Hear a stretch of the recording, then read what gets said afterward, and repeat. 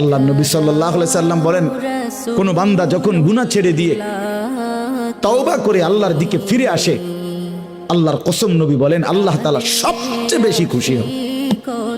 আশাদ্দু ফারাহান, আল্লাহ তাআলা সবচেয়ে বেশি খুশি হয় কখন? বান্দা আল্লাহর দিকে ফিরে আসে যখন। বিতাওবাতি আবদিহি, বান্দা যখন আল্লাহর দিকে ফিরে আসে আল্লাহ তাআলা ভীষণ খুশি হয়। গুনার নাফরমানের জিন্দেগি ছেড়ে দিয়ে আল্লাহর দিকে যখন ফিরে আসে, আল্লাহ তাআলা তখন 7 আসমান সাজিয়ে দেয়। ফেরেশতাদেরকে বলে, আসমান সাজিয়ে দাও, জান্নাত সাজিয়ে দাও। ফেরেশতারা 7 আসমান জান্নাত সাজাইয়া ফেরেশতারা জিজ্ঞেস করে, মাওলা আসমান কেন সাজাইলেন, জান্নাত কেন সাজাইলেন?